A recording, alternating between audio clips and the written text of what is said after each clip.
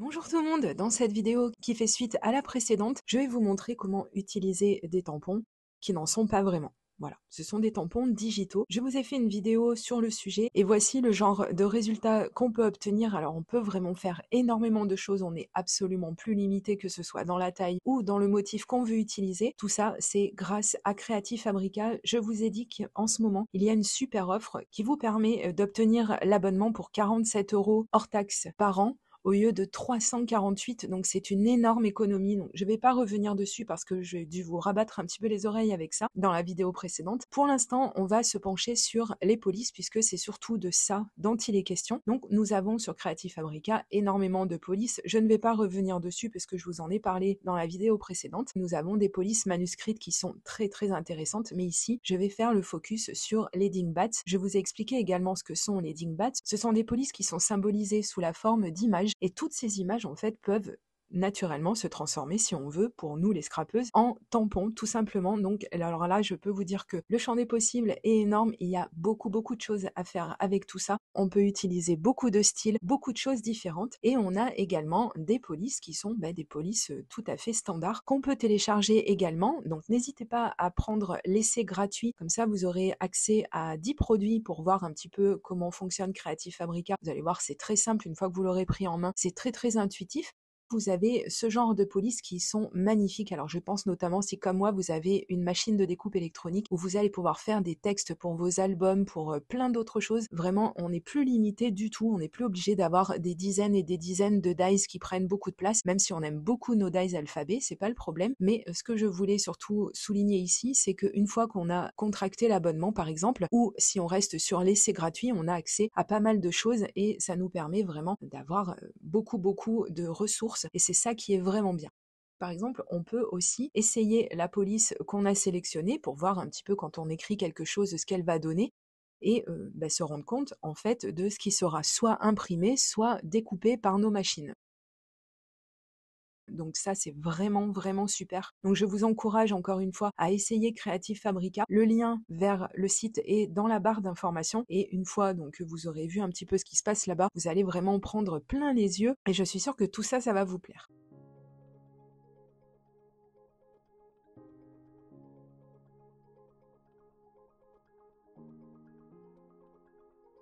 Je vais vous montrer comment on installe une police. Alors une fois qu'on a cliqué sur télécharger, elle va atterrir évidemment dans notre dossier de téléchargement. Donc on va double-cliquer pour ouvrir notre fichier et si vous êtes comme moi sous Mac, eh bien ça se passe comme ça. On clique sur le format .otf et on va cliquer tout en bas sur installer la police.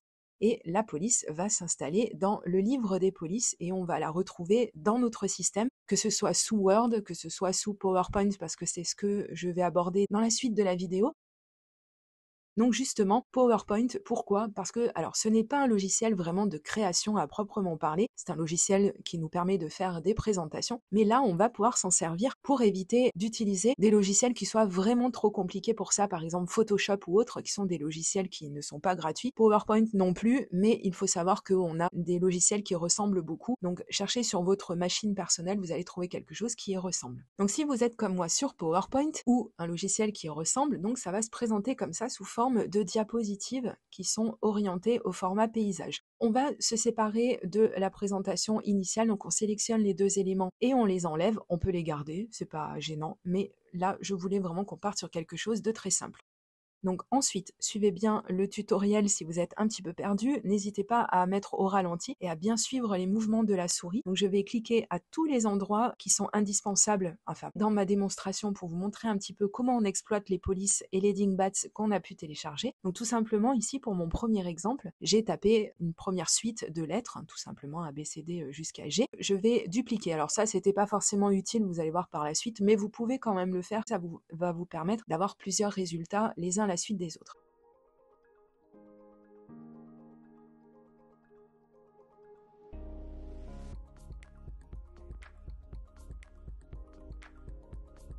Donc ensuite, pour mon premier exemple, je vais tout sélectionner. Donc soit vous cliquez plusieurs fois sur la suite de lettres, soit vous sélectionnez avec votre souris, ça je pense que tout le monde sait le faire, et on va aller chercher la police qu'on a téléchargée. Donc si on se rappelle du nom, c'est encore mieux. Il nous suffit de taper la première lettre du nom de notre police, et donc ça va nous amener au niveau de l'ascenseur directement à la bonne place. Donc ici je vous ai noté le nom des polices, et puis si elles vous ont plu, vous pouvez les retrouver dans la barre d'information, vous n'aurez qu'à cliquer sur le lien, ça vous amènera directement à la page de téléchargement. Alors celle-ci, elle est vraiment trop jolie, ce sont des animaux qui se font des petits câlins, donc je trouve ça vraiment chouette. Je vais vous montrer un petit peu comment exploiter tout ça, bien que je pense que beaucoup de monde sache le faire, mais il y a quand même des personnes qui butent un petit peu, et je peux le comprendre parce que l'informatique, c'est pas toujours simple. Donc on va agrandir notre police pour pouvoir voir le mieux possible les designs qui sont proposés par cette police, justement.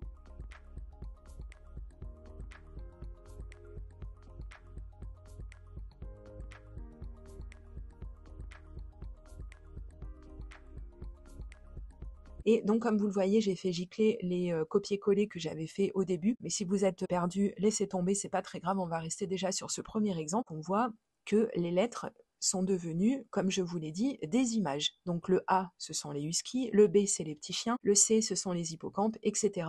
Je pense que vous avez compris. Là, eh bien, on peut se rendre compte, en fait, de quelle image on veut choisir. Et puis après, on va régler la taille et plein de choses comme ça. Mais pour l'instant, on essaie déjà de voir un petit peu ce que ça donne. Je vais créer une nouvelle diapositive, vous allez voir que c'est très utile de faire comme ça.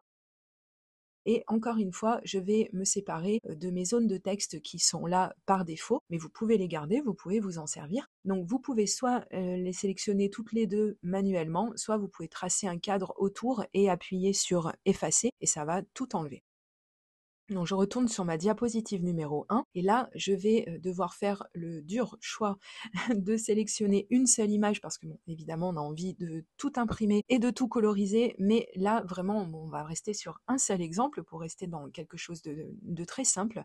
J'ai créé une zone de texte, n'oubliez pas de le faire parce que sinon vous ne pourrez pas forcément écrire. Et si vous ne savez plus trop à quoi ça correspond, si vous avez besoin de revenir dessus plusieurs fois, n'hésitez pas à laisser ouverte la page de Creative Fabrica qui correspond à la police que vous avez téléchargée. Comme ça, vous aurez déjà directement le rendu de chaque lettre qui correspondra donc chacune à une image. Et n'oubliez pas également, il y a les chiffres qui peuvent correspondre aussi dans certaines polices. Donc ici, j'ai fait mon choix, j'ai décidé d'utiliser ces petites souris.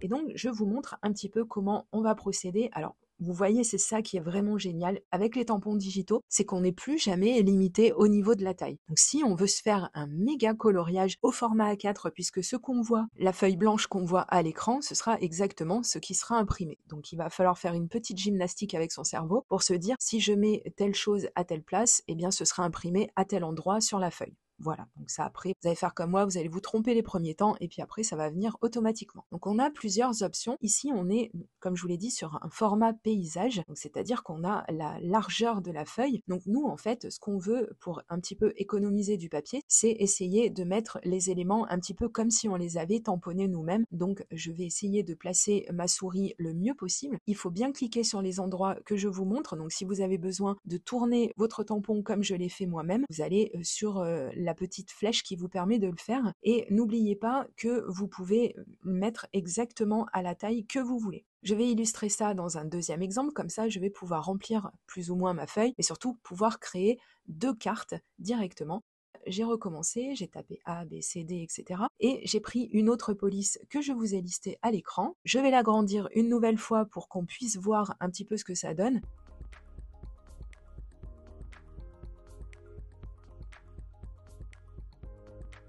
Et là aussi, c'est pareil, mais regardez, c'est très joli. Ah, ça me donne envie de mettre en couleur tous les modèles.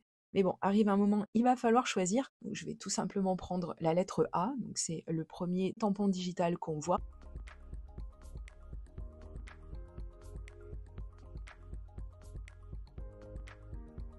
Je vais enlever tous les autres, un petit peu à contre-cœur, mais bon, comme je vous dis, on ne va pas tout imprimer sur une carte. Et ensuite, donc, on va prendre la petite flèche qui va nous permettre de mettre notre tampon, futur tampon, dans le bon sens. Et puis après, bah, c'est à nous à voir. Donc on n'hésite pas à agrandir la zone de texte et ensuite on sélectionne la lettre qu'on a écrite, donc c'est-à-dire notre image, le A pour être précise, et on peut venir à sa guise l'agrandir, le rapetissir, mettre d'autres éléments sur notre page. Enfin vraiment, je vous dis, on peut vraiment faire mais tellement, tellement de choses. Alors ensuite, si vous voulez, pour être un petit peu moins perdu, vous pouvez tracer par exemple un rectangle pour symboliser la future carte que vous allez faire. Donc comme ça va vous aider à vous repérer un petit peu dans l'espace, un petit peu sur votre feuille, et comme ça, bah, vous pourrez imaginer les endroits où vous allez couper, et donc effectivement, ça nous fera 2 cartes. Donc moi là, c'est ce que j'ai fait, j'ai mis mon petit repère autour des souris, comme ça, bah, je sais que mon tampon dessous, il va falloir que je le descende ou que je le remonte un petit peu selon l'endroit où je veux qu'il soit positionné. Et puis vous allez voir qu'on peut aussi mixer tout ça, c'est-à-dire qu'on peut aussi mettre tout de suite un texte, bah, comme ça on va gagner du temps. Et puis surtout, c'est une super alternative si vous manquez de tampons texte, effectivement, ou de tampons alphabet. Vraiment, encore une fois, on télécharge les polices et on va pouvoir les utiliser directement sur notre création.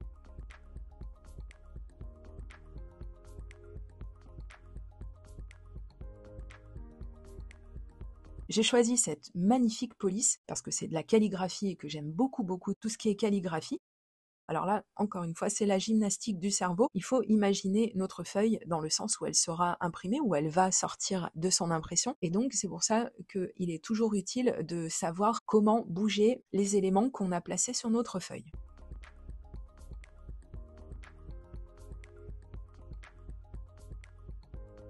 Je vais me séparer de la première diapositive puisque finalement on n'en aura pas besoin et que je ne vais pas l'imprimer.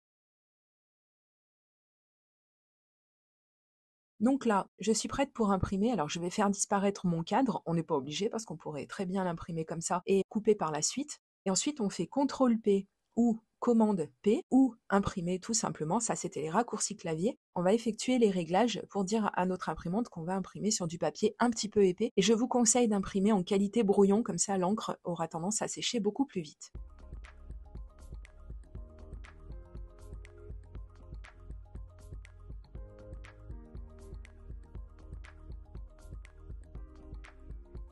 Maintenant que j'ai fait mes impressions, donc voici ce que ça donne. Et vous voyez, une première fois, je m'étais trompée, je n'ai pas placé mes tampons, enfin mes tampons digitaux où je le voulais, puisque si je plie ma carte, ils vont être à l'intérieur, mais c'est pas très grave. Je vais vous donner des astuces si, comme moi, ben, vous n'avez pas placé les choses au bon endroit. Mais déjà, dans un premier temps, avec mon massicot, je vais recouper mon papier et là, je vais quand même illustrer en fait cette erreur que j'ai faite parce que finalement, je me dis que ça peut vraiment faire une super création et que au final, ça change. Donc, on aura le tamponnage sur la gauche et sur la droite, on aura un grand espace pour pouvoir venir mettre du texte. Donc, au final, c'est pas plus mal. Moi, ça me plaît beaucoup cette configuration parce que ça change et je vais faire une mise en couleur très, très, très rapide. Je vais seulement vous montrer les crayons que je vais utiliser et je vais m'y mettre tout de suite. Donc ici, il est important de savoir que déjà, bien entendu, on ne pourra pas utiliser d'eau, donc on ne pourra pas faire d'aquarelle sur ce qu'on a imprimé parce que c'est de l'encre d'imprimante, donc ça ne va pas tenir. Et pour les personnes qui m'ont posé la question, j'ai fait plusieurs tests et c'est très étrange parce qu'il y a des moments où je vais pouvoir utiliser mes feutres à alcool sur certaines impressions et pas sur d'autres. Donc c'est pour ça que je vous conseille déjà de faire des tests chez vous. Donc vous imprimez des petites choses et vous essayez avec vos feutres à alcool pour voir si ça passe ou pas.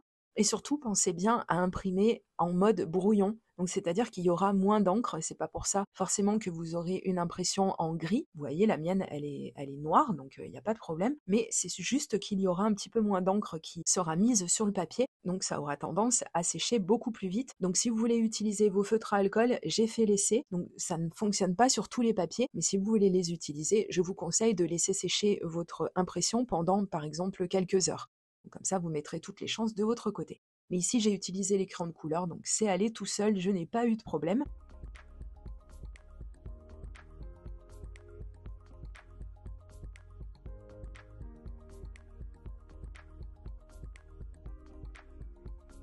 Et ensuite, donc, je vais terminer cette création. Alors, je vais sortir ma Big Shot, ma machine de découpe manuelle, et j'ai sélectionné 2 dies cœur, et j'ai pris une chute de papier rose pour rester dans le thème. J'ai fait ma découpe et je vais utiliser mon outil 3 en 1 pour sortir ma découpe de 100 logements.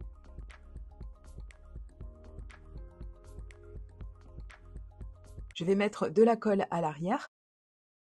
Et ensuite, je vais positionner ça sur la première page de ma petite carte.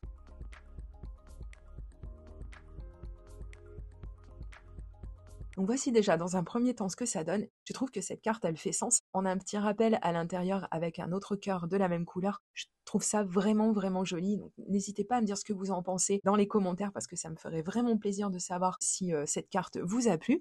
Et il y aura une suite à cette vidéo parce que évidemment j'ai imprimé pas mal de choses. Je voulais pas faire une vidéo trop longue. Donc vous aurez la suite dans une prochaine vidéo. Donc je vous fais déjà un petit aperçu de ce que vous allez pouvoir voir et de tout ce qu'on peut faire avec Creative Fabrica. Donc n'hésitez pas à vous abonner et merci pour le petit pouce en l'air si vous êtes encore là à cette étape de la vidéo. Et je vous dis à très très bientôt pour de prochaines vidéos création.